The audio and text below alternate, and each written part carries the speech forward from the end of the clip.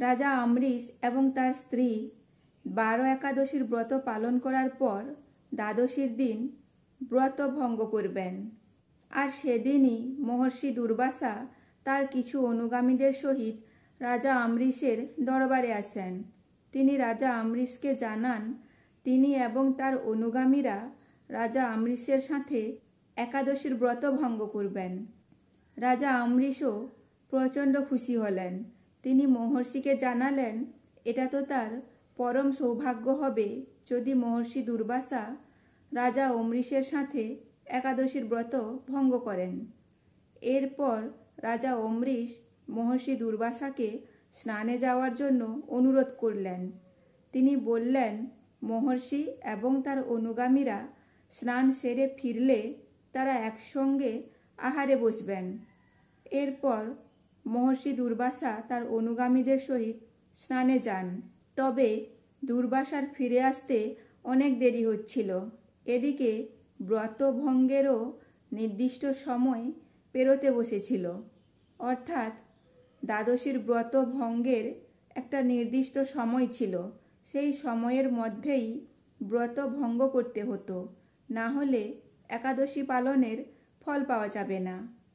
রাজা অমৃষের কুলগুরু রাজা অমৃষকে বারবার অনুরোধ করলেন তিনি যেন সামান্য কিছু আহার গ্রহণ করে নির্ধারিত সময়ের মধ্যেই একাদশীর ব্রত ভঙ্গ করেন, না হলে তার একাদশী পালন অসম্পূর্ণ থেকে যাবে। তবে রাজা অমৃষ মহর্ষি না ফিরে আসা পর্যন্ত কোনো আহারই গ্রহণ করবেন না। এটা তাহলে তার অতিথিদের অসম্মান করা হবে। তাছাড়া তিনি নিজেই মহর্ষিকে কথা দিয়েছেন তার সাথেই একাদশীর ব্রত ভঙ্গ করবেন, তাই তিনি কোনো মতেই আহার গ্রহণে রাজি হলেন না। এদিকে ব্রত ভঙ্গের সময় পেরোতে বসেছে, আর মহর্ষি দুর্বাসাও তখনও এসে পৌঁছাননি। তখন কুলগুরু রাজা অমৃষকে অনুরোধ করলেন তিনি যেন একটা তুলসী পাতা আর একটু জল খেয়ে হলেও নির্ধারিত সময়ের মধ্যে ব্রত ভঙ্গ করেন। এরপর মহর্ষি ফিরে আসলে তাদের সাথে তিনি আহার গ্রহণ করবেন। কুলগুরুর এই কথা রাজা অমৃষের কাছে উপযুক্ত মনে হলো। তিনি একটি তুলসী পাতা আর জল খেয়ে একাদশীর ব্রত ভঙ্গ করলেন। আর ঠিক সেই সময় মহর্ষি দুর্বাসা সেই স্থানে এসে উপস্থিত হলেন। রাজা অমৃষকে জল খেতে দেখে মহর্ষি প্রচণ্ড রেগে যান। তিনি এটাকে তার অসম্মান মনে করেন। যেহেতু রাজা অমৃষ মহর্ষিকে কথা দিয়েছিলেন তার সাথেই তিনি আহারে বসবেন, তখন মহর্ষি দুর্বাসা রাজা অমৃষকে বললেন তুমি আমার অসম্মান করেছ। তুমি অতিথিদের সাথে কেমন ব্যবহার করতে হয় রাজা হয়ে সেটাই জানো না, তুমি আমাকে অসম্মান করেছ। তখন রাজা অমৃষ নিজের সাফাই দিয়ে বললেন তিনি কোনো আহার গ্রহণ করেননি, তিনি শুধুমাত্র একটি তুলসী পাতা আর জল খেয়েছেন। তিনি মহর্ষির সাথেই আহারে বসবেন। তবে মহর্ষির দুর্বাসার তো প্রচণ্ড রাগ, কারণে অকারণে তিনি সকলকেই অভিশাপ দেন। তাই তিনি রাজা অমৃষের সাথেও সেটাই করলেন।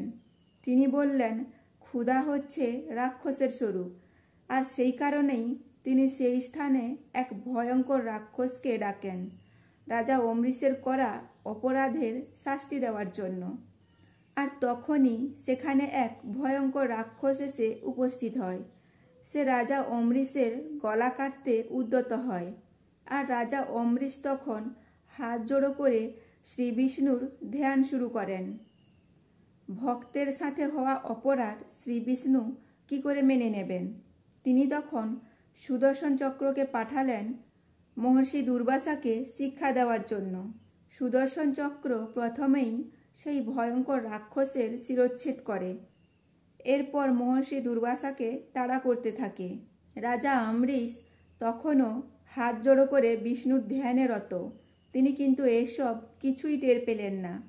মহর্ষি দুর্বাসা সুদর্শন চক্রের তাড়নায় বৈকুণ্ঠ লোকে গেলেন। তিনি সেখানে শ্রী বিষ্ণুর চরণে ক্ষমা প্রার্থনা করলেন, শ্রী বিষ্ণু যেন তাকে ক্ষমা করে দেন। তখন শ্রী বিষ্ণু মহর্ষি দুর্বাসাকে বলেন মহর্ষি দুর্বাসা যার সাথে অন্যায় করেছেন তিনি যেন তার কাছেই ক্ষমা প্রার্থনা করেন। পুনরায় মহর্ষি দুর্বাসা বৈকুণ্ঠ ধাম থেকে রাজা আমৃষের দরবারে আসেন। রাজা আমৃষের পায়ে লুটিয়ে পড়েন এবং তার ভুলের জন্য ক্ষমা প্রার্থনা করেন। রাজা আমৃষ মহর্ষিকে বলেন তিনি তার পায়ে পড়ে তাকে যেন পাপের ভাগিদার না বানান। তিনি মহর্ষিকে ক্ষমা করেছেন এবং তিনি মহর্ষিকে অনুরোধ করলেন তিনি যেন তার সাথে আহার গ্রহণ করেন। মহর্ষি দুর্বাসাও তাতে রাজি হয়ে যান। এরপর রাজা আমৃষের সাথে মহর্ষি দুর্বাসা একাদশীর ব্রত ভঙ্গ করলেন। এই ঘটনা থেকে আমরা এটা বুঝলাম যে যে ব্যক্তি নিষ্ঠার সাথে একাদশী ব্রত পালন করবে আর শ্রী বিষ্ণুর উপাসনা করবে, শ্রী বিষ্ণু স্বয়ং সেই ব্যক্তিকে তার দিকে আসা সকল বিপদ থেকে উদ্ধার করবেন।